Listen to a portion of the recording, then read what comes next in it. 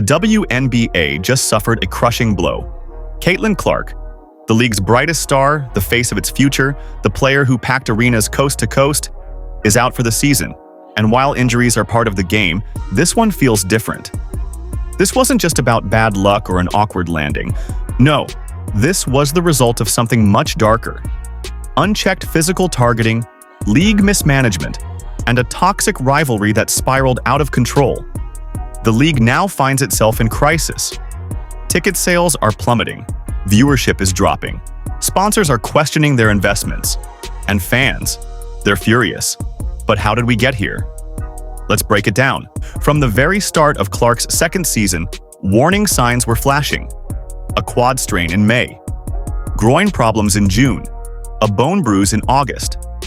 Her body was sending signals, yet instead of protecting her, instead of pacing her minutes, the league doubled down.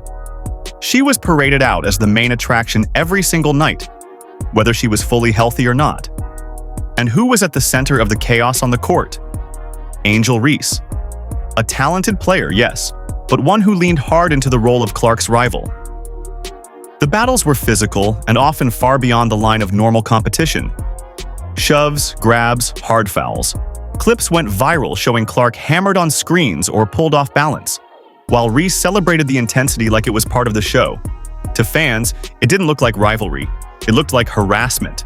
And game after game, the referees swallowed their whistles. The numbers tell part of the story. Last season, Clark absorbed a staggering share of flagrant fouls. Many of them came directly from Reese's Chicago squad. Instead of playing basketball, it felt like a sideshow, a jealousy-driven mission to humble the star who had brought unprecedented attention to the sport. And here's the painful irony. The same Caitlin Clark who lifted the WNBA into record-breaking viewership, who sold out NBA-sized arenas in cities like Las Vegas, New York, Dallas, and Chicago, was being left vulnerable. She was the golden goose, and the league let her get battered until she broke. By July, Clark's groin injury had worsened into a full tear. She was still trying to carry her team, dragging the Indiana Fever through tough matchups, even winning games single-handedly. But her body simply couldn't keep up. Less than 2 months later, the announcement fans dreaded became official. Clark was done for the season. Her message to supporters was heartbreaking. She admitted disappointment wasn't a strong enough word, thanked fans for sticking by her, and promised to return stronger in 2026. But her absence left a void the league wasn't ready to fill. And that brings us back to Angel Reese. The moment Clark's injury was confirmed, the spotlight naturally shifted. This was Reese's chance to prove she could carry the league, that she wasn't just a side character in the Caitlin Clark story. But instead of stepping up with grace, her comments fanned the flames. She refused to even say Clark's name, insisting women's basketball wasn't about just one player. "It's because of me, too," she said. On paper, those words might sound confident. To fans, they sounded bitter. They sounded jealous. And the backlash was immediate. Social media exploded with accusations that Reese was celebrating Clark's downfall. Longtime WNBA followers called her attitude tone-deaf. And casual fans, the ones Clark had drawn in by the millions, were disgusted. The impact was instant and devastating. Ticket prices, which had soared past $200 for All-Star Weekend in Indiana, Clark's home stage, crashed to under $60 overnight. Resale sites were flooded with desperate sellers. Attendance dipped in nearly every market. Television ratings? The same networks that had been banking on Clark's star power watched their numbers sink the moment she left the floor. Sponsors who had hitched themselves to the Clark effect were suddenly tied to games that looked more like scrimmages than national showcases. One injury didn't just end a player's season, it shook the entire league to its core.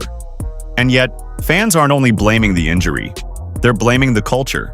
They're blaming the officiating that allowed Clark to be treated like a punching bag. They're blaming league leadership for prioritizing revenue over player safety. And yes, they're blaming Angel Reese for leaning into a rivalry that too often looked like jealousy.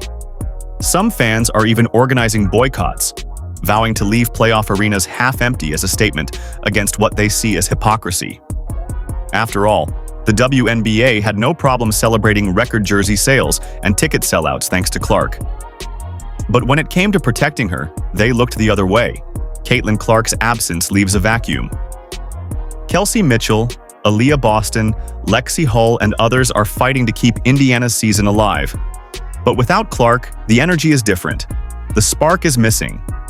And the league's future, the one so many hoped would finally elevate women's basketball to mainstream respect, suddenly feels uncertain. Because this wasn't just about one player. This was about trust. Fans trusted the WNBA to protect its stars. They trusted the league to rise above petty drama and jealousy. They trusted it to build momentum on fair play, not soap opera antics. That trust has been broken, and it won't be easy to earn it back. So here's the question. Did the WNBA allow its brightest star to be targeted out of envy? Did jealousy and mismanagement doom Caitlin Clark's season before it even began? Or was this simply the harsh reality of professional sports? Let us know your thoughts in the comments below. Don't forget to like, subscribe, and turn on notifications so you never miss the latest updates.